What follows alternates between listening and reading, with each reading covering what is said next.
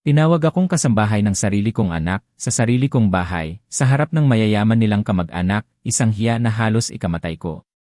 Sa loob ng maraming taon, ako ang ilaw ng tahanan, nagtipid, nagluto, naglinis, at nagtaguyod sa lahat, pati kasal at bahay nila. Pero para sa kanila, isa lang akong anino. Umalis akong dala lang ang pitaka ko. Hindi nila alam, iniwan sa akin ni Melanio ang lihim na yaman, mahigit 5 milyong piso sa isang trust fund. Ang minamaliit nilang lola handa nang bawiin ang dangal. Pinalayas nila ako. Ngayon, babawiin ko ang lahat, hindi lang ang bahay, kundi ang respeto. At ituturo ko sa kanila ang aral na hindi nila malilimutan. Naranasan mo na bang maging dayuhan sa sarili mong tahanan? I-like, i-share, at mag-comment saan kayo nanonood. Ang malamig na simoy ng hangin sa labas ng bahay ay tila bumabalot sa akin. Nakaupo ako dito sa aking paboritong recliner, umiinom ng kape, at sa wakas, nararamdaman ko ang kapayapaan. Pagkatapos ng lahat ng taon ng pagsubok, ng pagbibigay, ng pagpapatawad sa wakas, katahimikan. Isang sandali lang naman. Ngunit ang katahimikan na iyon ay biglang nagambala. Ang telepono ko ay tumunog, isang pamilyar na tono na alam kong kay Marco. "Oh, anak," sagot ko, sinusubukang panatilihing kaswal ang boses ko. "Pa," nagsimula si Marco, ang boses niya'y tila may bigat na hindi ko pamilyar. May kakaibang pag-aalangan. May sasabihin lang sana ako tungkol sa Pasko.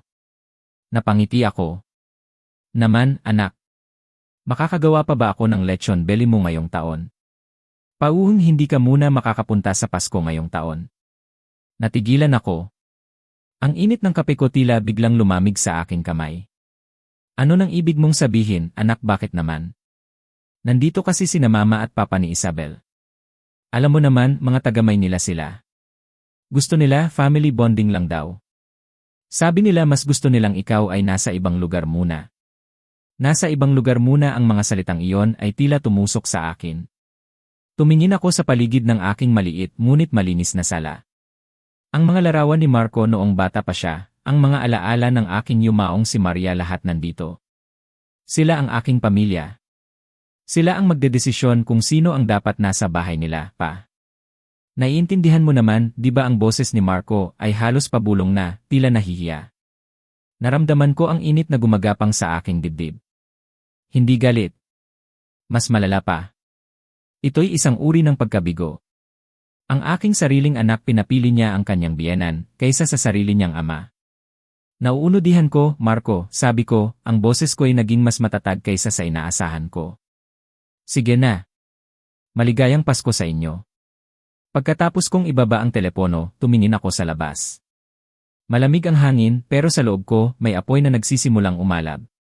Ang hiya na naramdaman ko ay hindi para sa akin.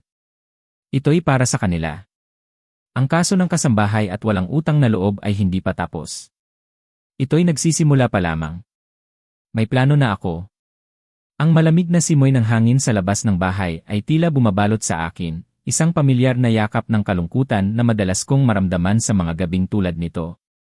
Nakaupo ako dito sa aking paboritong recliner, isang upuang regalo noong pista noon mula kay Maria, ang aking pinakamamahal na asawa. Bumili ako ng bago nitong mga unan kamakailan, upang mapunan ang kaunting pagkakaluma, isang maliit na pagbabago sa aking simpleng pamumuhay.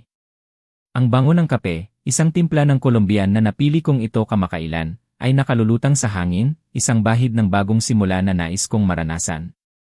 Ngunit ang kapayapaang ito, tila ba isang panandaliang paghina lamang, bago muling bumalik ang bigat ng kahapon. Pagkatapos ng tawag ni Marco, hindi ko mapigilan ang pagbabalik-tanaw. Ang aking paningin ay tila dahan-dahang lumabo, napapalitan ng mga alaala na tila sariwa pa sa aking isipan. Ang bawat sulok ng bahay na ito, ang bawat piraso ng muebles na nakapalibot sa akin, bawat pagkaing inihahanda ko, na ngayon ay tanging ang sarili ko na lamang ang naghihintay, lahat ay may kwento ng sakripisyo.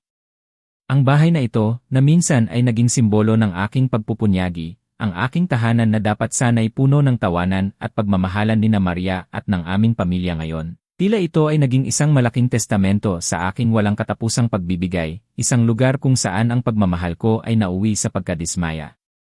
Naalala ko pa noong una kaming nagdesisyong kumuha ng pangalawang mortgage. Si Isabel, ang aking manugang, ay may mga pangarap. Pa, sabi niya, ang kanyang tinig ay puno ng sigla at kagandahan na minsan ay nagpapalambot sa aking puso. Gusto ko po sana ng bagong kusina. Alam niyo naman po, para mas masarap ang pagluluto ko para kay Marco at sa mga bisita natin. Ang bisita na madalas ay ang mga magulang niya. Hindi po kasi bagay sa image natin ang luma, dagdag pa niya, ang kanyang mga mata ay kumikinang sa pagnanais. Bagay natin nakita ko ang aking sarili noong mga araw na yon, pagod mula sa trabaho, pinagpapawisan habang kinakausap ang bank manager. Ang bigat ng mga papeles sa aking kamay ay tila sumasalamin sa bigat ng aking pasya. Ang pangarap niyang granite countertop na makintab, ang mga custom cabinets na mukhang marangya, ang pinakabagong mga appliances na hindi ko naman alam kung paano gamitin ng buo lahat iyon, umabot sa halos 1,000,000 piso. Isang malaking halaga na lumabas sa aking bulsa. Pera na sana ay inilaan ko para sa aking pagreretiro, para sa aming mga plano ni Maria pagkatapos ng lahat ng hirap. Ngayon, ang mga ito ay nakatayo lamang doon, tahimik na saksi sa aking pagkabigo. At ang mga kasangkapan ang malambot na leather sofa na inupuan ni Marco kanina, na parabang wala itong katumbas na halaga sa kanya, na parabang doon na siya lumaki.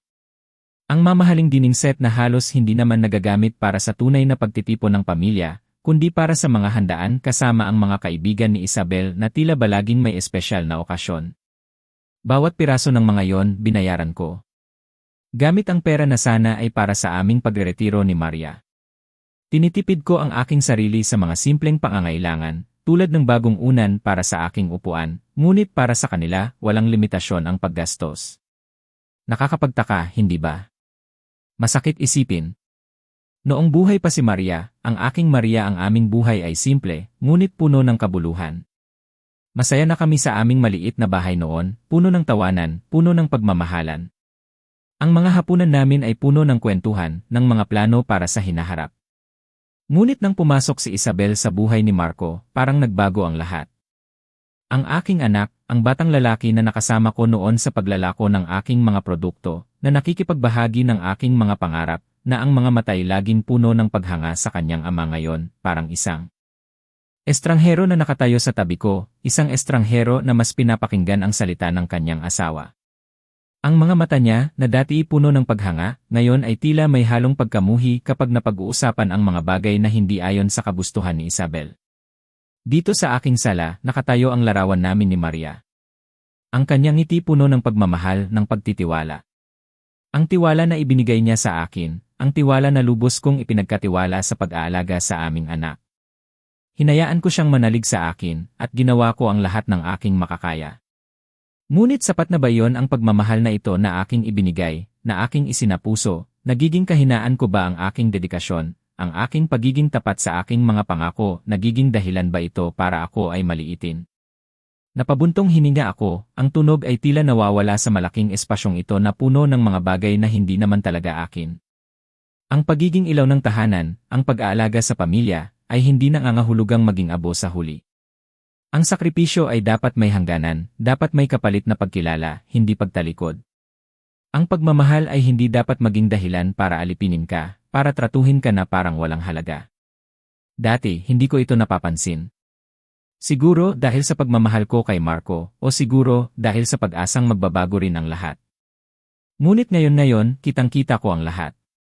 Ang malaking pagkakaiba sa pagitan ng pagmamahal na ibinibigay ko, na walang inaasahang kapalit, at ng pagtingin na natatanggap ko, na puno ng pagmamaliit at pagwawalang bahala.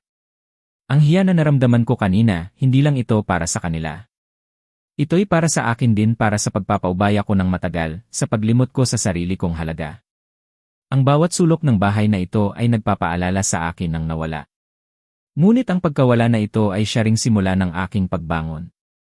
Ito ang pagkamulat ko. Ang pagkilala na kailangan kong hanapin ang aking sarili, ang aking dangal, bago pa ito tuluyang lamunin ng kadiliman. Pagkatapos ng tawag na yon, hindi ko mapigilan ang pagnanais na muling kausapin si Marco. Alam kong hindi pa tapos ang usapan namin. Mayroon pang hindi nasasabi, isang bigat na hindi niya maibigay. Kaya, kusa akong nagmaneho pabalik sa kanilang magarbong bahay, hindi bilang ama na nagagalit, kundi bilang isang taong nais lamang umunawa. Ang araw ay papalubog na, nagpinta ng kulay kahel at rosa sa kalangitan sa ibabaw ng kanilang malawak na bakuran, kung saan ang mga ilaw ng kanilang malaking Christmas tree ay nagsisimula ng sumilay sa mga bintana. Ang tahimik na pagpatak ng mga dahon sa hangin ang tanging tunog na maririnig, maliban sa malumanay na musika mula sa kanilang sound system sa loob. Pagpasok ko, sinalubong ako ng bahagyang pagkamangha sa mukha ni Marco. Mukhang hindi niya inaasahan ang aking pagbabalik. Bakit po kayo bumalik, tanong niya, ang boses niya'y may halong pag-aalala at pagtataka. Marco, anak. Kailangan nating mag-usap muli. Tungkol sa Pasko. Tungkol sa sinabi mo kanina, sabi ko, ang aking tinig ay banayad ngunit may determinasyon. Pinilit kong hindi ipakita ang aking pagkadismaya, ang sakit na nararamdaman ko. Naupo kami sa kanilang sala, ang parehong lugar kung saan kami nag-usap kanina. Ang amoy ng mamahaling pabango ni Isabel at ang banayad na halimuyak ng mga kandila ay naroon pa rin, tila isang paalala ng mundong kanilang ginagalawan. Hinawakan ko ang aking mga kamay, pinipiga ang mga ito upang pigilan ang panginginig. Alam kong kailangan kong maging mahinahon para maintindihan niya ang aking panig. Pa, alam niyo naman po, nagsimula si Marco, bumuntong hininga siya bago magpatuloy. Mahal ko po kayo. Pero si Isabel at ang mga magulang niya, sila po kasi yung tipo na sobrang importante sa kanila ang mga tradisyon. Yung paraan nila ng pagdiriwang. Yung elegance daw po. Ang salitang elegance ay tila binibigkas niya ng may pag-aalinlangan. Gusto nila walang istorbo. Ayaw nilang may anumang makasisira sa mood nila. Pinilit niyang umiti, isang pilit na ngiti na hindi umabot sa kanyang mga mata. Sabi ni Isabel, mas maganda daw po kung tayo lang ang magdiwang, o kaya naman, mauna na kayo sa amin. Baka sa susunod na linggo na lang po kayo bumisita. Napatingin ako sa kanya. Nakikita ko ang pagpipigil sa kanyang mukha, ang kanyang pagnanais na mapag-isa ang dalawang mundo niya, ang mundo niya kasama si Isabel, at ang mundo niya kasama ako. Pero ang mga salita niyang iyon, ang mga paliwanag na ito parang mga pira-pirasong salamin na bumabagsak sa aking harapan. Elegance. Tradition. Bawal istorbo. Ang mga salitang iyon, bagamat mahinahon ang pagkakasabi, ay tila bumubuo ng isang malaking pader sa pagitan namin. Nakikita ko ang kanyang pagkalito, ang kanyang pagiging bata pa rin sa kabila ng edad niya, ang kanyang kawalan ng kakayahang harapin ang sitwasyon ng buong katatagan. Hindi siya lumalaban para sa akin. Hindi siya lumalaban para sa kung ano ang tama. Pinipili niya ang madaling daan, ang daan na walang komprontasyon sa biyenan niya. Marco, sabi ko, ang aking tinig ay naging mas malalim, may bahid ng lungkot na hindi ko maitago. Ang pagiging pamilya ay hindi tungkol sa elegance o sa tradisyon na gusto lang ng iba. Ito ay tungkol sa pagtanggap. Pagmamahal. Kahit hindi perpekto ang lahat. Tumingin ako sa kanya ng diretsyo sa mata. Ang pagtanggap sa kung sino tayo. Sa kung ano tayo. Pa, naiintindihan ko po, pilit niyang sabi, ngunit ang kanyang mga mata ay umiiwas. Talaga ba, anak, tanong ko, ang aking boses ay tila may kasamang pag-aalinlangan. Kung naiintindihan mo, bakit kailangang piliin mo sila, bakit kailangang itaboy ako ang pagiging iba na sinasabi mo, anak, hindi ba iyon ang mismong dahilan kung bakit dapat nila akong kilalanin ang aking kultura? Ang aking pinagmulan, iyon ba ang kinatatakutan nila o kinatatakutan nila ang katotohanan na ang isang tulad ko, isang simpleng tao, ay nakapagpalaki sa isang anak na gaya mo? Ang mga salitang iyon ay lumabas na parang hindi ko na kayang pigilan. Ang pader na binabanggit ko kanina ay hindi lamang para sa akin. Ito ay para sa kanya rin at para sa lahat ng mga taong pinili niyang isantabi ang pagiging totoo. Nakita ko ang pagkabigla sa mukha ni Marco. Tila napagtanto niya ang lalim ng aking mga salita. Ang pagiging iba na sinasabi ni Isabel at ng kanyang mga magulang, hindi lamang ito tungkol sa aking pagka-Pilipino o sa aking mga pinagdaanan. Ito ay tungkol sa pagtanggi nila sa aking pagkatao, sa aking halaga bilang isang tao. Ang pamilya ni Isabel, ang kanilang sariling paraan, ay tila isang pinto na isinasara nila sa sinumang hindi akma sa kanilang pananaw. Isang paraan na punong-puno ng paghuhusga at pagtanggi. At ang aking anak ay hinayaan niyang maging bahagi nito. Tumayo ako, ang aking puso ay mabigat ngunit ang aking isipan ay tila mas luminaw. Sige na, anak. Magpahinga ka na. Mukhang pagod ka rin. Hindi ko na hinintay ang kanyang sagot. Nang papalabas na ako ng pinto, narinig ko siyang bumulong, halos hindi marinig, papatawad po. Ang salitang iyon ay parang hangin na dumaan lamang. Patawad. Ngunit ang mga sugat na naiiwan ay mas malalim pa kaysa sa mga salita. Habang nagmamaneho ako palayo sa kanilang tahanan, sa kanilang mundong puno ng panghuhusga, alam kong may isang bagay na dapat kong gawin. Hindi lamang para sa aking sarili, kundi para sa alaala ni Maria at para sa anak na minsan ay naging inspirasyon ko. Ang mga susunod na hakbang ko ay hindi na lamang tungkol sa pagtanggap ng pagtanggi.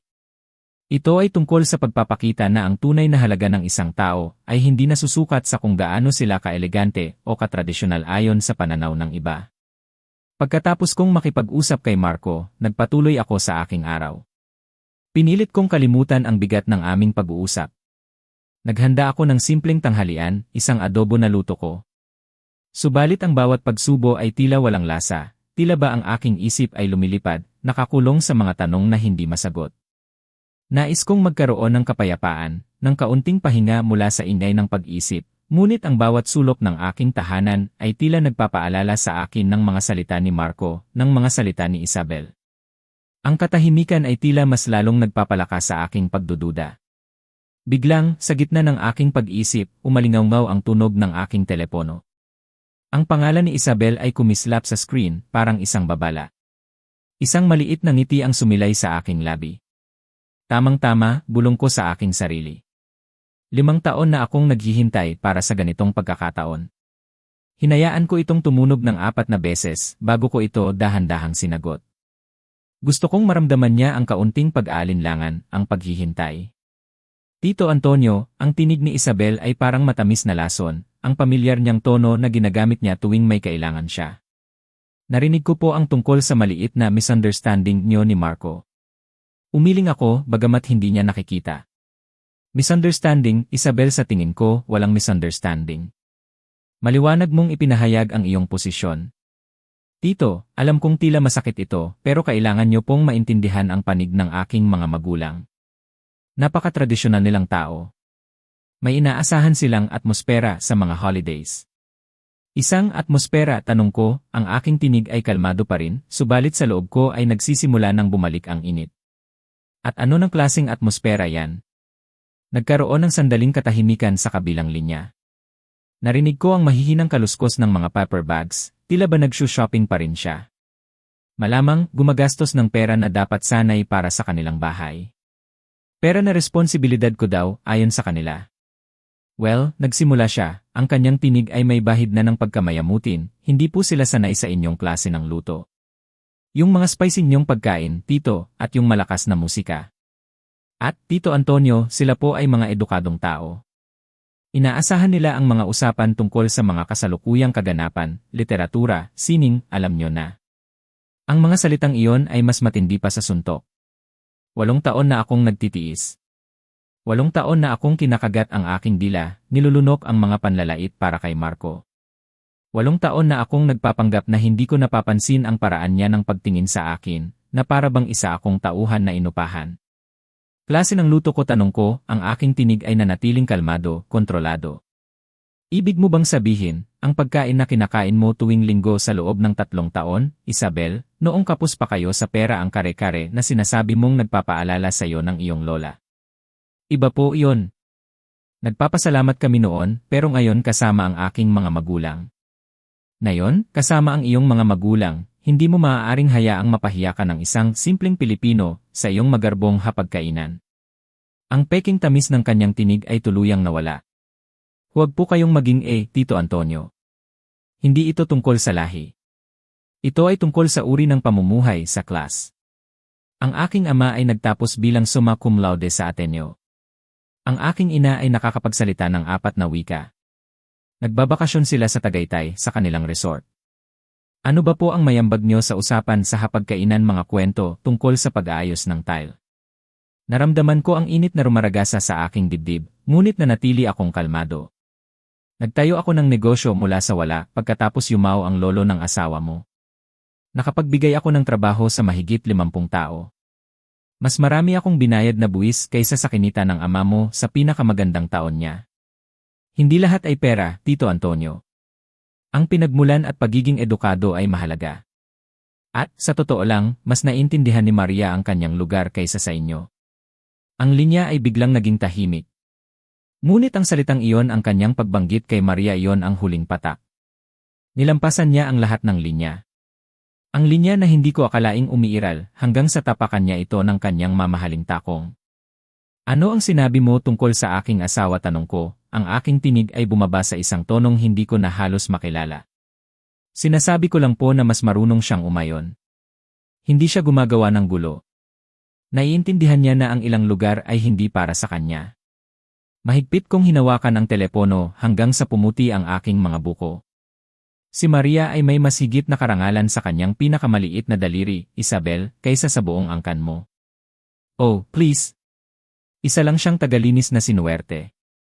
At least mayroon siyang kaunting pag-iisip para manahimik tungkol dito. Isabel.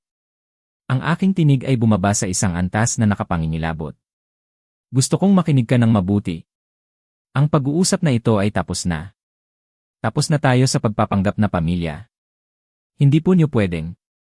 Tapos na tayo, ulit ko, at tinapos ang tawag. Dahan-dahan kong ibinaba ang telepono sa lamesa, ang aking mga kamay ay nakakagulat na matatag. Sa paligid ko, ang kusina ay tila nagbago, mas maliit, ngunit sa paanong paraan ay mas malinis, tila isang mabigat na pasanin ang inalis sa hangin. Naramdaman ko ang kakaibang pakiramdam ng kapayapaan, ng kalinawan. Hindi na kailangan pang magpanggap. Hindi na kailangan pang magkunwari. Ang bigat ng lahat ng pagpapanggap ay nawala. Lumakad ako patungo sa aking maliit na mesa sa sulok ng silid, kinuha ang folder na kulay kayumanggi na matagal ko nang iniiwasan. Mga bank statement, mga papeles ng mortgage, 5 taon ng otomatikong paglipat ng pera na nagpatuyo sa aking kaban habang sila ay namumuhay ng marangya. Panahon na para tapusin ang pagdurugo. Ang pagiging ilaw ng tahanan ay hindi nangangahulugang maging basahan. At ang walang utang na loob ay may presyo. Isang presyo na babayaran nila. Pagkatapos kong tapusin ang tawag kay Isabel, nadama ko ang isang kakaibang katahimikan. Hindi lang ang tahimik sa loob ng bahay ko, kung saan tanging ang tiktak ng orasan ang naririnig. Ngunit ang tahimik sa aking puso, isang katahimikan na matagal ko nang hindi naramdaman. Pagkatapos ng lahat ng pasakit, ng lahat ng pag-aalinlangan, ng lahat ng pagtatago sa wakas, ako ay malaya. Ang pagsasabi ng katotohanan ay hindi madali, ngunit ito'y nagdadala ng malaking ginhawa. Kinuha ko ang telepono, ang numero ng aking bangko, na nasa aking talaan, nag-iisip na kailangan kong ayusin ang isang bagay na dapat ko nang ginawa matagal na. Magandang hapon, dito po si Aling Nena. Paano ko po kayo matutulungan ngayon, wika ng isang boses. Aling Nena, gusto ko po sanang kanselahin ang isang otomatikong pagbabayad, sabi ko.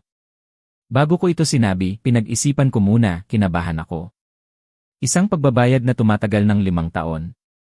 Sigurado po, Ye Antonio. Ano po ang account number nyo? Binigyan ko siya ng mga numero, nakita ko sa kanyang mga mata, ang kanyang profesionalismo, ang kanyang pagiging seryoso sa trabaho. Nakikita ko po ang paglipat na tinutukoy nyo, Ye Antonio. Halagang 85,000 piso buwan-buwan sa isang account sa pangalan ng bangko. Nagsimula po ito 5 taon na ang nakalilipas. Nais niyo po bang kanselahin ito kaagad? Aling Nena. Kaagad-agad, sagot ko, hindi na nag-aalinlangan. Ang mga salitang iyon ay lumabas na tila isang paghinga, isang paraan upang mailabas ang lahat ng bigat. Tapos na po. Ang paglipat ay nakansela na. May iba pa po ba akong maitutulong sa inyo ngayon? Wala na po, Aling Nena. Salamat po, at ibinaba ko ang telepono. Sa aking sala, ang liwanag ng hapon ay dumadaloy sa mga bintana. Napansin ko ang bagong pintura sa aking mga dingding, isang proyekto na matagal ko nang gustong gawin, subalit hindi ko magawa dahil sa mga gastos. Ngayon, makakapag-ipon na ako. Makakabili na ako ng mga gamit na talagang kailangan ko.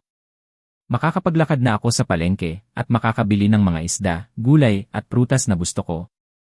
Ang aking panlasa muli akong magtatamasa ng masasarap na pagkain na aking lulutuin. Ang bawat hakbang ko ay may bagong kahulugan. Ang bawat paghinga ay tila mas malalim, mas malaya. Kinuha ko ang folder na naglalaman ng mga dokumento. Ang mga papeles ng mortgage, ang mga bank statement. Ang mga katibayan ng aking pagiging bukas palad ngayon ay tila mga patunay ng aking pagiging biktima. Naglakad ako patungo sa aking fireplace na matagal ko nang hindi nagagamit. Kinuha ko ang mga papel, inayos ko ito. Unti-unti kong sinindihan ng apoy. Nakita ko ang apoy na sumisiklab, unti-unti nitong nilalamon ang lahat. Ang mga salita, ang mga numero, ang lahat ng katibayan ng aking paghihirap ay unti-unting naglalaho. Naramdaman ko ang init ng apoy sa aking mukha, isang init na mas mainit kaysa sa mga taong naging bahagi ng aking buhay. Naramdaman ko ang katahimikan. Walang tawag mula kay Marco. Walang tawag mula kay Isabel. Wala nang pangamba. Wala nang pag-aalinlangan. Ang lahat ng iyon ay abo na lamang. Ang paghihirap na lumipas, ang hirap ng pag-isip na akala mo'y walang katapusan. Ngayon, sa pamamagitan ng apoy, nakamit ko ang aking kalayaan. Itinabi ko ang aking mga daliri, nakita ko sa aking mukha, ang pagiging ganap. Sa gabi ding iyon, pagkatapos ng mga nakalipas na taon, naghanda ako ng aking paboritong pansit. Sinundan ko pa ng suman. Kinabukasan, nakita ko ang sarili ko, nakaupo sa aking balkonahe, nagkakape, at nakatingin sa mga kabahayan. Ang mga bahay na dating tila mga hadlang, ngayon, nakikita ko ang mga posibilidad. Ang bawat hakbang ko may bagong posibilidad, may bagong pag-asa, may bagong buhay. Ngayon, ako ay malaya na. Ngunit, habang tinitingnan ko ang mga abo, may isa pang tanong na pumasok sa aking isipan. Ano ang gagawin ko ngayon? Ang araw ng Pasko. Ang mga ilaw sa aming mga bahay ay kumikislap at ang mga batang naglalaro sa kalye. Matagal ko nang hindi nakikita ang ganitong saya sa Pasko, marahil mula pa noong namatay si Maria. Ang aking puso, bagamat nasaktan, ay tila naging mas matapang. At sa aking bahay, ang init ng kape ay mas nagbibigay sigla, na para bang hinihintay ko ang isang bagay na hindi ko pa alam. Subalit, sa kalagitnaan ng pag-aalala ko sa pagluluto ng adobo na isinantabi ko, tumunog ang telepono. Nakita ko ang pangalan ni Isabel na kumislap sa screen. Natawa ako ng bahagya. Akala ko ba tapos na ang lahat na isip ko, ano pa ang kailangan nila? Tito Antonio, magandang umaga po, ang kanyang tinig ay tila may tono ng pagkasabik na tila pinilit. Magandang umaga rin, Isabel, sagot ko, sinisikap na panatilihin ang isang neutral na tono. Tito, pupunta po kasi dito ang aking mga magulang galing Maynila. Kukunin po sana namin sila sa airport. Kaso, wala po kaming service. Pwede po bang kayo na lang po ang kumuha sa kanila? Tila ba isang suntok sa aking sikmura? Isang bagong hamon, isang bagong pagsubok, isang bagong pag-abuso. Matapos ang lahat ng nangyari, matapos ang aking pagtanggi, sila pa rin ay umaasa. Ang aking isip ay mabilis na nagproseso. Isang panibagong pagkakataon. Isang oportunidad. Sa halip na magalit, isang kakaibang ngiti ang sumilay sa aking labi. Kailan po ang dating nila tanong ko, sinisikap na itago ang aking kasiyahan. Mga 2:00 po, Tito. Flight 447. Sa carousel 3 po sila maghihintay. Sige, Isabel. Susunduin ko sila, sagot ko, ang aking tinig ay tila walang bahid ng anumang emosyon. Talaga po salamat po, Tito. Maganda po sana kung magsuot kayo ng magandang damit, yung kay Marco nung graduation niya. Isang senyales. Sige, Isabel. Walang problema at ibinaba ko ang telepono. Ngayon, ito na ang simula ng aking plano. Isang larong sinimulan nila at ako ay magiging manlalaro. Inilagay ko ang lahat ng aking mga kagamitan. Isang bagong kape, ang panghuli ko ng Pasko, isang mapagsilbihang libro at ang aking telepono. Tinignan ko ang orasan. 9:00 na. 2:00, flight 447, carousel 3. May oras pa ako. Sa loob ng mahabang panahon, nag-enjoy ako. Kumain ako ng almusal, naglaban ng mga damit ko, at nag-ayos ng aking buhok. Naglakad din ako sa paligid, at nilamayan ang aking bagong buhay. Ang aking pag-iisa, ang aking kalayaan. 2:15, sinimulan ko ang pagbabalot ng aking sarili. Sa aking pag-alis, nakita ko ang aking sarili, malumanay na nagmamaneho patungo sa airport. Ang mga daan, ang bawat bahay, ang bawat taong aking nakikita, para bang sinasabi sa akin, gawin mo ang nararapat. Sa aking pagdating, nakita ko ang aking sarili, naghihintay sa isang lugar na hindi ko inaasahang pagmamay-ari ko. At sa aking paglabas ang bawat hakbang ko, ay patungo sa isang bagong simula. Ngunit, paano ko tatapusin ang larong ito? Sa araw na iyon ng Pasko, matapos ang aking almusal at pag-aayos ng aking sarili, nagpasya akong magpahinga. Inayos ko ang aking paboritong upuan sa aking balkonahe, kung saan tanaw ko ang mga ilaw sa kalye. Ang araw ay tila nagbibigay ng isang espesyal na liwanag, isang liwanag na nagpapahiwatig ng mga posibilidad. Sa halip na magmadali, kinuha ko ang pahayagan. Nagbasa ako ng mga balita, naghanap ng mga crossword puzzle. Sinimulan ko ang mga ito at tinapos ko ang mga ito. Ang mga salitang nagbibigay kahulugan. Ang mga salitang nagpapatunay. Ang mga salitang nagbibigay sa akin ng kasiyahan. Sa ganitong simpleng gawain, natuklasan ko ang isang bagay. Ang panahon ay tumigil. Ang pagmamadali ay nawala. Ang mundo ay naging tahimik. Tiningnan ko ang orasan. 2:40. Ang flight 447, carousel 3. At sa aking puso, isang munting ngiti ang sumilay. Ibinaba ko ang pahayagan. Nagsimula akong maghanda ng kape. Ang bango ng kape ay tila nagpapakita ng aking kalayaan. Isang kalayaan mula sa lahat. Sa bawat pag-inom ko ng kape, nadama ko ang kapayapaan. Ang aking telepono na natiling tahimik. Hindi ko ito sinagot. Hindi ko nais na guluhin ang aking kapayapaan. Ang araw ay lumubog na, ang mga kulay kahel at pula ay nagliliwanag sa kalangitan.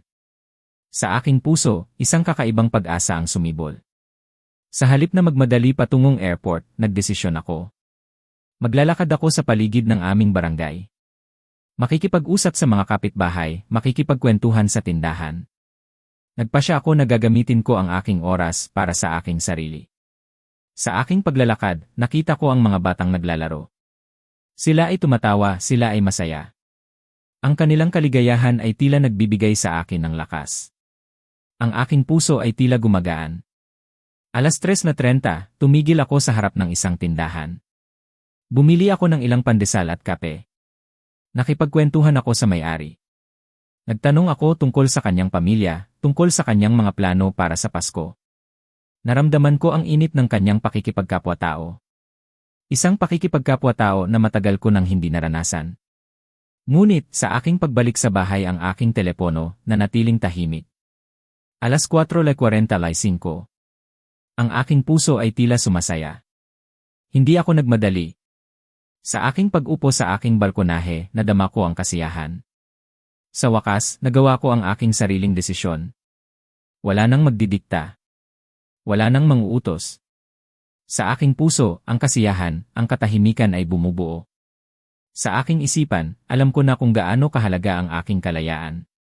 Sa aking pag-iisip, ang mga tanong ay nanatili. Ano kaya ang nangyari sa kanila, ano kaya ang kanilang reaksyon, ngunit hindi ko na yon iniisip.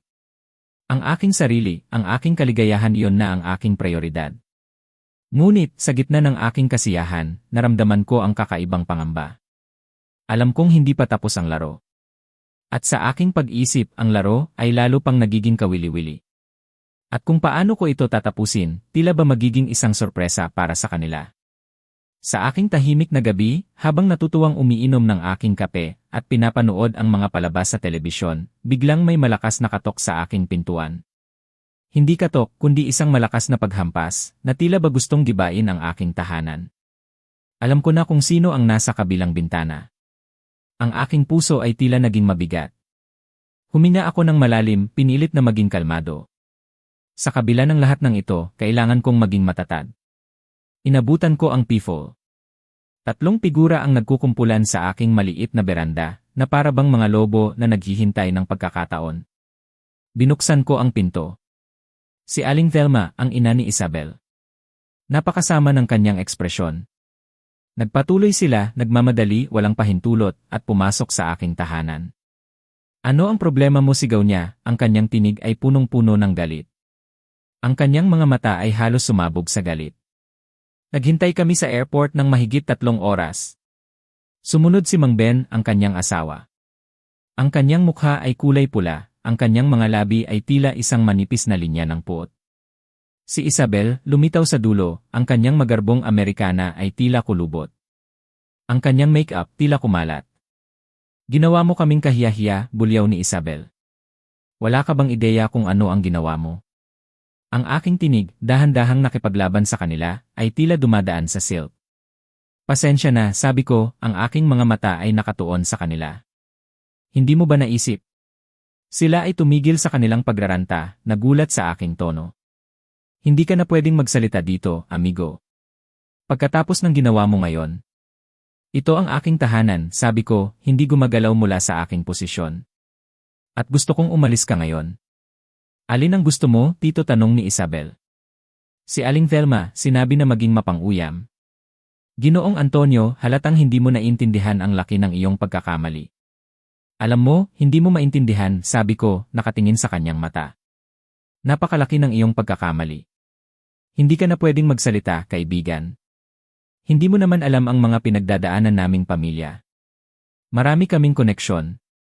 Ang pagiging iba na sinasabi mo ay hindi naman isang kadahilanan para maging mapang-uyam, sabi ko.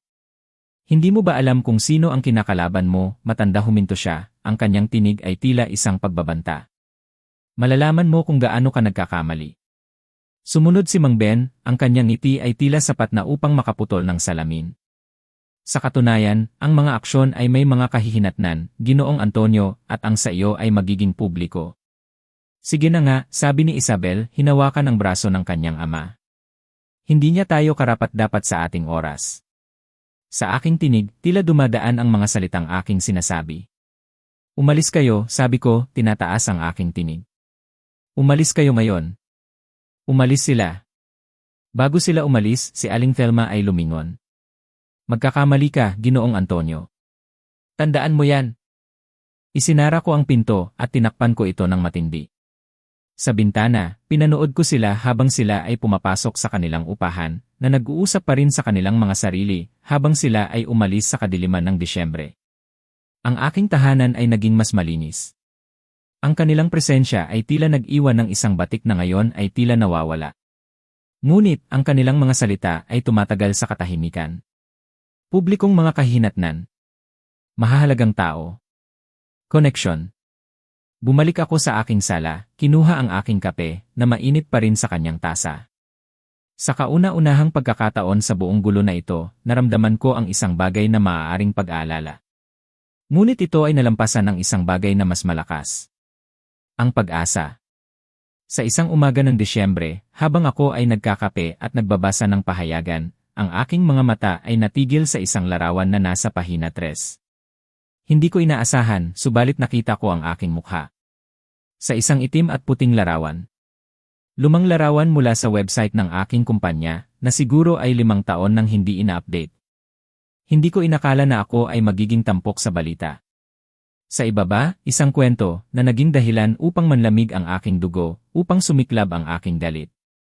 Negosyanteng taga-Spokane, pinabayaan ang matandang mag-asawa sa airport noong holiday storm, sabi ng pamagat. Nakita ko ang sarili ko, sa itim at puti, isang lumang larawan mula sa website ng aking kumpanya, 5 taon na ang nakalipas. Sa ibaba, isang kwento na nagpaginig sa aking dugo at nagpasiklab sa aking galit. Sina Cody at Catherine Jenkins, na bumibisita sa kanilang anak na babae para sa Pasko, ay naiwan ng mahigit 4 na oras sa Spokane International Airport noong Linggo dahil sa hindi pagdating ng miyembro ng pamilya na si Ginoong Dennis Flores para sa paunang ayos na pagsundo. Ang mag-asawa, kapwa nasa kanilang huling 50, ay naghintay sa napakalamig na temperatura habang nagbabala sa rehiyon ang pagdating ng bagyo. Bagyo. Bagyo sa Disyembre. Hindi ko maintindihan. Noon, 52 grado at maaraw. Hindi kami makapaniwala na may magtatapon lang sa amin ng ganon, sabi ni Cody Jenkins, isang retiradong executive sa banking. Paulit-ulit kaming tumawag, ngunit hindi sumasagot si Ginoong Flores. Napilitan kaming sumakay ng taxi na mahal sa mapanganib na panahon. Sa aming edad, ang ganitong pagtrato ay hindi lamang walang konsiderasyon, ito ay mapanganib. Patuloy ang artikulo sa mga panipi tungkol sa aking pag-ugaling hindi tiyak at ang aking kalagayan ng pag-isip. Walang pagbanggit sa pagtanggi sa Noche Buena. Walang konteksto tungkol sa mga kahilingan ni Isabel o sa kanilang mga taon ng paggamit sa aking salapi. Ako ang kontrabida. Ang sinungaling na tumalikod sa mga biyaherong matanda sa isang blizzard na tanging imahinasyon lamang ni Cody Jenkins ang nagmamay-ari. Umupo ako, tumigil. Inulit ko ang pagbabasa ng artikulo, dahan-dahan. Paulit-ulit ko itong binasa. Ang byline, ang may akda, ay kay Patricia Morrison, isang lifestyle editor. Hindi ko kilala ang pangalan, ngunit kilala ko ang estratehiya. Ginagamit ang kanilang mga koneksyon. Ang mga koneksyon sa bangko ni Cody, upang mailagay ang kwentong ito kung saan ito makakasira sa aking reputasyon. Matalino. Talagang matalino. Sa unang pagkakataon, naramdaman ko ang paggalang sa aking mga kalaban. Hindi lamang mga mayayaman at walang pakialam. Sila ay estratehiko. Sila ay nagkukwenta. Nauunawaan nila na sa isang maliit na bayan tulad ng Spokane, ang reputasyon ay mahalaga. Isang artikulo lamang sa pahayagan ang maaaring sumira sa mga dekada ng aking pagsisikap. Sila ay nagdeklara ng buong digmaan. Tiniklop ko ang pahayagan. Inilagay ko sa aking tabi. Ang aking isip ay lumipat na sa paraan ng pagpaplano na nagtayo ng aking negosyo mula sa wala. Inilabas ko ang aking laptop at sinimulang itala ang mga pangalan sa mga search engine. Cody Jenkins, Catherine Jenkins, Isabel Flores. Ang kanilang mga profile sa social media, ang kanilang mga koneksyon, ang kanilang mga gawi, ang kanilang mga kahinaan. Kung gusto nilang maglaro ng chess, ipapakita ko sa kanila kung ano ang hitsura ng isang tunay na manlalaro. Tumingin ako sa kalendaryo. Disyembre 18, 7 araw bago ang Pasko. 7 araw upang planuhin ang isang bagay na hindi nila malilimutan kailanman. Ang mga sumunod na araw ay parang nanirahan ako sa ibang mundo. Hindi sa mundo ni Dennis Flores, ang matandang lalaki na pinayagan ang kanyang pamilya na apihin siya. Ito ang mundo ni Dennis Flores, isang negosyante, isang estratehikong tagapag-isip, isang taong nagtayo ng isang bagay mula sa wala, at hindi papayag na sirain ng isang grupo ng mga taong walang pinag-aralan ang lahat ng aking pinaghirapan sa loob ng 40 taon. Ang aking laptop ay naging punong tanggapan. Ang mga profile sa social media ay pinunan ang aking mga tab, parang mga baraha sa isang mataas na istaka na laro. Si Cody Jenkins, isang retiradong manager sa First National Bank, miyembro ng Spokane Country Club, at isang treasurer ng Inland Northwest Business Leaders Association. Isang lalaki na ginugol ang kanyang karera sa mga posisyon ng pagtitiwala at impluensya, isang lalaki na maraming mawawala. Ang Instagram ni Catherine ay nagpakita ng isang perpektong larawan ng marangyang pamumuhay, mga lonsyon para sa kawanggawa, mga pagtikim ng alak, mga larawan ng bakasyon na may hashtag na blessed life. Ang bawat post ay maingat na ginawa upang ipakita ang tagumpay at pagiging sopistikado. Mga komento mula sa mga kaibigan na pumupuri sa kanyang eleganteng panlasa. Lahat ng ito ay itinayo sa pera ng iba. Ang timeline ni Isabel sa Facebook ay nagkukwento ng tunay na kwento. Mga post tungkol sa aming magandang bahay na may mga larawan ng kusina. Ang aking kusina na binayaran ko. Mga check-in sa mga mamahaling restaurant noong mga buwan na binabayaran ko ang kanilang mga bayarin. Isang status update mula sa nakaraang linggo. Masayang-masaya para sa Noche Buena kasama ang pamilya. Hindi na makapaghintay na ipakita ang aming mga kasanayan sa pagho-host. Ang kanilang mga kasanayan sa pagho-host, ang kanilang bahay, ang kanilang tagumpay. Ang kanilang pagkamakasarili ay hindi matatawaran. Ngunit ang profile ni Michael sa LinkedIn ang nagbigay sa akin ng huling piraso na aking kailangan. Ang kanyang kamakailang aktibidad ay nagpakita ng isang bagong koneksyon. Si Patricia Morrison, lifestyle editor sa Spokane Review. Ang parehong Patricia Morrison na sumulat ng kwento tungkol sa akin. Umupo ako sa aking upuan, minamasdan ang ebidensya na nakalatag sa aking screen. Nagkamali ang mga taong ito ng 3 kritikal na pagkakamali. Una, lubos nila akong minamaliit.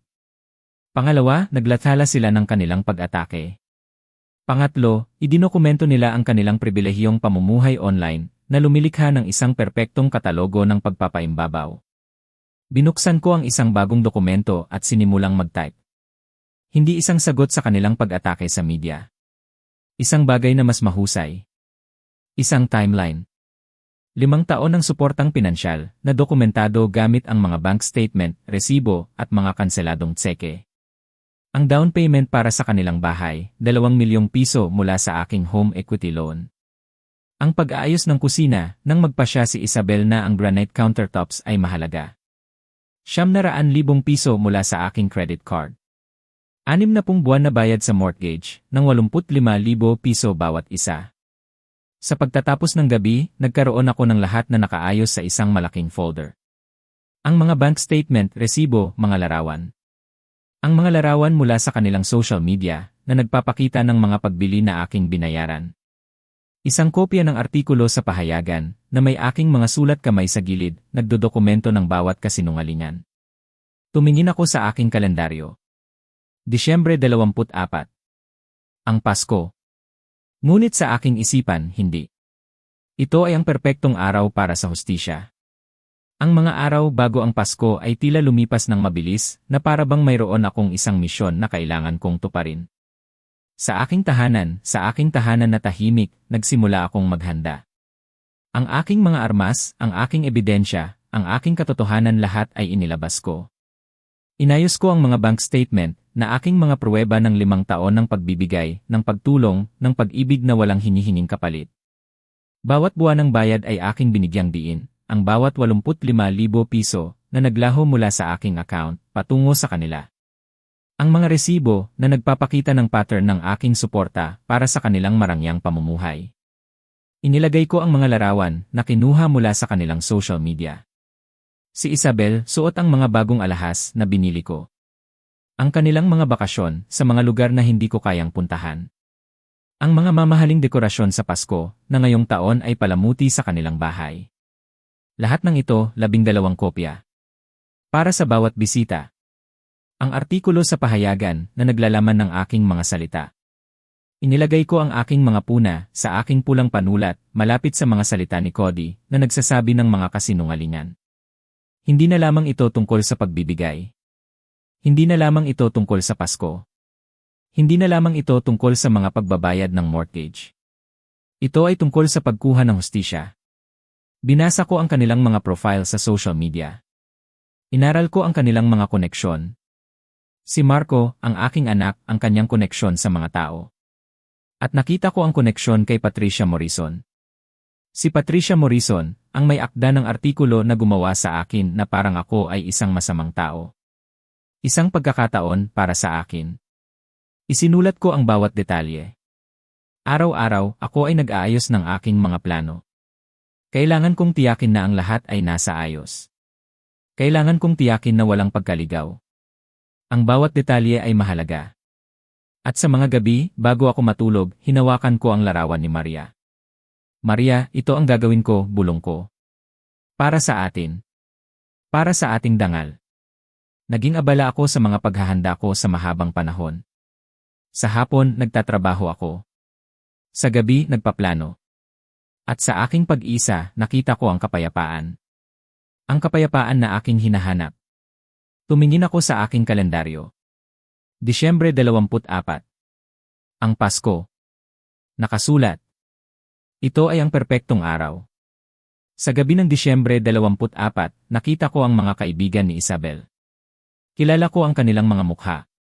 Alam ko ang kanilang pinagmulan, ang kanilang mga gawi. Sila rin ay nabasa ang artikulo. Ngayon na, mayroon ng isang buong mundo ng mga katotohanan. At sa mga araw na yon, naghanda ako ng isang bagay na sana'y hindi malilimutan. Ang gabi ng Noche Buena. Ang mga ilaw sa bahay ni Isabel ay nagliliwanag, nagpapakita ng isang tanawin ng kasayahan. Nakita ko ang mga sasakyan sa kanilang garahe, ang mga bisita na nagtitipon sa kanilang tahanan. Sa mga bintana, nakikita ko ang mga taong nagsasaya, ang mga taong hindi alam ang mga lihim sa likod ng kanilang mga kasiyahan. Inihanda ko ang aking sarili. Maingat kong sinuot ang aking pinakamagandang barong. Isang barong na aking isinuot sa libing ni Maria. Ang aking sarili ay handa na. Inihanda ko rin ang mga armas ko. Ang aking ebidensya. Ang aking puso ay kumakawag. 6:30 ng gabi. Kinuha ko ang aking maleta na naglalaman ng mga katibayan ng aking pagmamalasakit at paghihirap, inilagay ko iyon sa aking sasakyan. Nakarating ako sa kanilang bahay. Ang init ng mga tao, ng kanilang mga ngiti na hindi ko matanggap. Ngunit, sa aking puso, isang bagong layunin ang nag-aalab. Nakaparada ako sa tapat ng kanilang bahay. 6:45. Sakto sa oras. Sa aking pagpasok, naririnig ko ang kanilang mga tawanan. Ngunit, mahal ko, hindi naman ganyan ang ginagawa natin sa ating pamilya, sabi ni Isabel. Sa ating pamilya tawa ko sa aking sarili. Pumasok ako sa dining room, dala ang aking maleta. 12 mukha ang tumingin sa akin, mula sa gulat hanggang sa takot. Si Isabel, natigilan habang hawak ang kanyang baso ng alak. Magandang gabi sa inyong lahat, sabi ko, kalmado, inilagay ang aking maleta sa kanilang marble na aparador. Sana'y hindi kayo magulat sa pagdalo ko sa inyong pagdiriwang sa Pasko. Dennis, ito ay hindi na angkop, sabi ni Isabel, ang kanyang tinig ay may bahid ng pagkabahala. Sa totoo lang, sa palagay ko, nararapat lamang na ipaalam ko sa inyo kung sino talaga ang nagbabayad para sa hapunan na ito, para sa bahay na ito, at para sa pamumuhay na inyong ipinagmamalaki, sabi ko. Binubuksan ang aking maleta at naglalabas ng mga dokumento. Nagsimulang magtanong ang mga bisita. Ano ba ang sinasabi niya? Mayroon siyang sakit sa isip, sabi ni Isabel. Marco, tawagan mo ang isang tao. Subalit, hindi ko na sila pinansin. Naglakad ako sa paligid ng mesa, inilagay ang mga dokumento sa harap ng bawat bisita. Narito ang mga record sa bangko, sabi ko. 5 taon ng suporta sa pananalapi, mahigit sa 2 milyong piso sa mga bayad sa mortgage lamang, kasama ang down payment, mga renovasyon, kasangkapan, appliances lahat ng nakikita ninyo sa inyong paligid. Ang silid ay natahimik, maliban sa kaluskos ng mga papel, habang ang 12 tao ay sinimulang suriin ang ebidensya. Nakita ko ang kanilang mga mukha, nagbabago habang sinasaksihan ang mga numero, ang mga petsa, ang hindi maikakailang patunay ng aking pagbibigay at ang kanilang pandaraya. Ito ay, nagsimula ang isang lalaki, nag-iba ang kanyang ekspresyon, habang tinitignan niya ang isang bank statement. Kakaiba. Isabel, bakit hindi mo kami sinabihan tungkol dito? Ang perpektong katauhan ni Isabel ay nag-crack. Mas komplikado pa sa tingin nyo. Nagboluntaryo lang po si Tito Antonio na tumulong. Hindi namin siya hiniling. Sa totoo lang, sabi ko, kinuha ko ang kopya ng artikulo sa pahayagan. Pag-usapan natin kung ano ang inyong hiniling, at kung ano ang inyong sinabi sa media tungkol sa akin. Ang temperatura sa silid ay tila bumaba ng 10 grado. Inilagay ko ang mga kopya ng pahayagan sa mesa, nakita ko ang mga bisita na nakilala ang aking larawan mula sa artikulong hindi maganda. Ngayon, sabi ko, ang aking tinig ay lumalabas ng malinaw sa katahimikan, pag-usapan natin kung sino ang tunay na manloloko sa pamilyang ito. Ang mukha ni Cody ay naging abo. Si Aling Thelma ay nakaupo, ang kanyang baso ng alak ay nalimutan sa kanyang kamay. Ginamit ni Ginoong Jenkins ang kanyang mga koneksyon sa bangko upang itanim ang kwentong ito, patuloy ko, tinapik ko ang pahayagan. Pansinin niyo kung paano ako inilarawan bilang hindi matatag at mapanganib, na pinabayaan ang mga matatanda sa gitna ng lamig ng panahon. Ang panahon ay 52 grado at maaraw, sabi ko.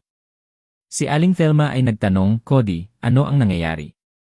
At sila ay hindi mga turista na natigil. Sila ay mga magulang ni Isabel na pupunta sa hapunan ng Pasko na hindi ako pinayagan dahil hindi ako karapat-dapat sa kanilang kumpanya. Hindi ka namin tinanggihan, Tito, sagot ni Aling Thelma. Ano ang sinabi mo, tanong ko? Pagkatapos ng 5 taon na pagbabayad ng kanilang mga bayarin habang kayo ay tumitingin sa akin dahil sa aking lahi at edukasyon. Wala akong maayos na trabaho, walang sapat na pag-aaral. Ang katahimikan ay nakabibingi. 12 tao na nakatingin kina Cody at Aling Thelma, na may mga ekspresyon mula sa pagkamuhi hanggang sa kahihiyan sa pagkakaroon ng kaugnayan sa kanila. Sinubukan ni Isabel na kontrolin ang kwento. Mga kaibigan, pamilya, ito ay isang usapin ng pamilya na nawala sa kontrol. Hindi, sabi ko. Ito ay huminto sa pagiging isang usapin ng pamilya nang ginawa nyo itong publiko. Nang ginamit nyo ang pahayagan upang atakehin ang aking karakter. Nang kayo ay nagpasya na ang aking reputasyon ay katanggap-tanggap na pinsala para sa inyong pagmamataas. Tumingin ako sa mga mukha. Ngayon, alam na nila kung sino talaga ako. Gusto kong malaman nyo ang katotohanan bago nyo muling mabasa ang tungkol kay Dennis Flores sa pahayagan, sabi ko. Dahil muli nyo akong mababasa. Subalit sa susunod, ito ay ang tunay na kwento. Isinara ko ang aking maleta. Inayos ko ang aking kurbata. Magsaya kayo sa natitirang hapunan nyo. Ito ang huli kong babayaran. Sa aking paglabas, narinig ko ang kanilang mga sigawan, mga tanong, ang tunog ng isang gawa-gawang buhay panlipunan. Ito ang pinakamagandang musika sa Pasko na aking narinig. Dumating ang Martes ng umaga, ilang buwan pagkatapos ng lahat. Iniabot ko ang aking liham. Isang sulat na may tatak ng katotohanan, isang paalala na ang mga aksyon ay may mga bunga. Paunawa ng pagpapahinto, ang nakasulat sa sobre, isang huling kahilingan sa pagbabayad. Sa loob, 3 buwan ng hindi nagawang pagbabayad sa mortgage, ay hinabol sina Marco at Isabel, tila isang tsunami ng katotohanan. 85,000 piso sa kabuuan. Isang malaking halaga. Hindi na ako nagulat. Inilagay ko ang liham sa tabi ko. Nagsimula akong magbasa ng balita, tila nagbabasa ng tungkol sa panahon na hindi naman ako apektado. Ang aking telepono ay tumunog ng paulit-ulit sa mga linggo. Ang mga tawag ni Isabel ay hinahadlangan ko. Ang mga tawag ni Cody at Catherine na nawala ang kanilang kredibilidad. At kahit si Marco, ang kanyang mga tawag ay hindi ko pinapansin dahil sa halo ng galit at pag-usisa kung gaano katagal siyang lulunok ng kanyang pagmamataas. Ang sagot ay 77 araw. Noong Huwebes ng gabi, kumatok siya sa aking pinto, hindi na ang kumpiyansang lalaki na nag-alis sa akin sa Noche Buena, kundi ang isang tao na tila tumanda ng isang dekada sa loob ng 3 buwan. Maitim ang kanyang mga mata, ang kanyang mamahaling barong, na tila kulubot. Ang amoy ng desperasyon ay tumatak sa kanya. Pa, sabi niya nang binuksan ko ang pinto. Kailangan nating mag-usap. Hinayaan ko siyang pumasok, pinagmamasdan ko kung paano siya tumingin sa aking tahanan, na tila nakikita niya ito sa unang pagkakataon. Maganda ang bahay mo, sabi niya, mahina. Ganoon talaga, sagot ko, umupo ako sa aking bagong upuan. Kape. Umiling siya, umupo sa gilid ng aking sofa na parabang natatakot siyang umupo. Pa, gusto kong malaman niyo kung gaano ako nagsisisi sa lahat. Sa Noche Buena, sa artikulo sa pahayagan, sa kung paano ako nagpakita kayo ni Isabel. Ituloy mo, sabi ko. Hindi ko alam ang tungkol sa kwento na pinlanta ni Cody. Sumusumpa ako, hindi ko alam. Hinawakan niya ang kanyang buhok. Diyos ko, pa. Ang mga bagay na sinabi nila tungkol sa inyo, ang paraan ng kanilang pagsasalita, tungkol sa ating pamilya, tungkol sa alaala ni Mama. Ano ang sinabi nila tungkol sa iyong ina? Na mas alam niya ang kanyang lugar kaysa sayo. Na naiintindihan niya ang mga limitasyon. Hindi niya ako matingnan. Dapat sana ay ipinagtanggol kita. Dapat sana ay ipinaglaban kita sa kanila noong mga taon na yon. Sabi ko. Dapat. Tahimik kaming umupo ng matagal, ang bigat ng 5 taon ng pagkakamali. Ang bahay nag-foreclose na, pa, sabi ni Marco. Alam ko. Hindi namin kayang bayaran ang mga bayad kung wala ang. Tumigil siya, na tila napagtanto niya ang tunog nito. Kung hindi dahil sa tulong mo, tapos ko ang pangungusap. Alam ko kung paano ang itsura niyan, Marco. Sumandal ako, tinitiyak na nakatingin siya sa akin. Alam mo ba kung magkano ang pinadala ko sa'yo sa loob ng 5 taon? Tumango siya, malungkot. Si Isabel, kinuwenta niya ito matapos ang Pasko. Ang mga bayad sa mortgage, ang down payment, lahat. Mahigit sa 6 na milyong piso. O pa, napakatawad ko. Hindi ko alam kung paano ko ayusin ito. Hindi mo na maayos yon, anak. Wala na ang pera. Ngunit, ang mas mahalaga, wala na rin ang mga taon. 5 taon na sana'y nakabuo ako ng relasyon sa iyo, sa halip na pondohan ang mga pantasya ng iyong asawa. Alam ko. Alam ko na ngayon. Tumingin siya sa akin, na tila may pag-asa. Pero, pwede tayong magsimula ulit. Pwede ba? Hihilingin mo bang ipagpatuloy ko ang pagbabayad ng mortgage? Ang pag-asa ay namatay sa kanyang mga mata. Pa, malulugi kami sa lahat. Ang bahay, ang respeto sa akin ni Isabel, ang pagkilala ng kanyang mga magulang. Hindi ko alam kung ano ang gagawin ko. Mahahanap mo ang paraan, anak, sabi ko, hindi naman masama. Kagaya ng paghahanap ko kung paano mabuhay nang wala ang anak na rumerespeto sa akin. Kagaya ng pag-aaral kong magdiwang ng Pasko ng mag-isa, habang kayo ay nagdiriwang kasama ang mga taong nag-isip na ako ay hindi karapat-dapat sa inyo. Nagsimula siyang umiyak. Tahimik. Nawala kita, hindi ba? Minasdan ko siya sa mahabang sandali. Ang lalaking ito na aking pinalaki at minahal, na hinayaan ang pamilya ng kanyang asawa na hikayatin siyang ang kanyang ama, ay hindi sapat para sa kanilang samahan. Marco, sabi ko sa wakas. Hindi mo ako nawala. Ibinigay mo ako. Ano ang pagkakaiba? Pinunasan niya ang kanyang mga mata. Mayroon bang pagkakataon, mayroon bang paraan na maaari mo akong patawarin? Pinatawad na kita, anak. Matagal na, sabi ko. Ngunit, ang pagpapatawad ay hindi nangangahulugang bumalik sa dati. Hindi nangangahulugang magkunwari na hindi nangyari ito, o na itutuloy kong bayaran ang isang pamumuhay na may kondisyon na magpasalamat ako sa mga tirang atensyon mo. Kung gusto mo ng relasyon sa akin, kailangan mo itong itayo mula sa simula. Kailangan mong ipakita ang respeto, sa halip na hilingin na aking kitain. Kailangan mong gumawa ng mga desisyon batay sa kung ano ang tama, hindi kung ano ang madali. Tumingin ako sa kanya. At ibig sabihin, sa susunod na may isang tao, ang iyong asawa, ang kanyang mga magulang, sinuman, nasusubok na alisin ako sa mga pagtitipon ng pamilya, tandaan mo kung sino talaga ang kumikilos bilang pamilya. Tumango siya. Ang bahay, tanong niya. Hindi na problema ko. Umupo ako, pakiramdam ko'y gumaan ang pakiramdam kaysa sa mga taon. Lalaki ka na, Marco. Ayusin mo iyan, gaya ng ginagawa ng mga lalaki. Tumayo siya, ang kanyang mga balikat ay tuwid sa unang pagkakataon mula nang siya ay dumating. Tama kayo sa lahat ng ito, pa. Alam ko. Naglakad siya patungo sa pinto. Lumingon siya. Pa, para sa lahat ng ito. Sa inyong pagtatanggol sa inyong sarili sa gabi ng Pasko. Ipinagmamalaki ko kayo. Mabuti, sabi ko. Baka may pag-asa pa para sayo. Nang siya ay umalis, nagbuhos ako ng fundador at pumunta sa aking beranda. Ang tagsibol ay paparating na sa aming lugar. Ang mga puno ay nagsisimulang mamulaklak, ang hangin ay umiinit sa mga pangako. Sa 4 na buwan, magiging 63 anyos na ako. Si Maria ay 8 taon nang wala sa akin.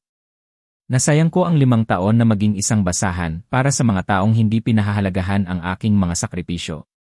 Ngayon, hindi ko na itutuloy ang pag-aksaya sa aking buhay. Ang aking telepono ay tumunog, isang mensahe mula kay Aling Rosa. Hapunan, Linggo. Gustong ipakita sa iyo ng mga bata ang kanilang mga proyekto. Umiti ako at nagtype ako ng sagot. Hindi ko palalagpasin. Ang tunay na pamilya ay natuklasan sa mga taong talagang gusto ka. Ang lahat ng iba pa ay mamahaling dula lamang. At ako ay tapos na sa pagbili ng mga tiket sa mga palabas na hindi ako tinatanggap. Ang fundador ay tila kalayaan. At ang kinabukasan ay kasing liwanag ng nais kong gawin. Ang fundador ay nanatiling malinis. Ang aking tahanan ay tila napuno ng bagong katahimikan. Ang aking puso ay puno ng kasiyahan. Ang lahat ng hirap, ang lahat ng sakit, lahat ay lumipas. Sa wakas, nagising ako sa katotohanan. Ang pamilya ay hindi nasusukat sa kung sino ang iyong kadugo, kundi kung sino ang handang tumanggap sa iyo sa kung sino ka talaga. Ang pagiging masaya ay nasa mga taong nagmamahal sa iyo. At sa mga darating na Pasko, ako ay magdiriwang kasama ang mga taong nagpapahalaga sa aking halaga. Hindi ako kailanman muling magiging kasambahay. Hindi na muling mapapahiya. Ang aking buhay ay nasa aking mga kamay.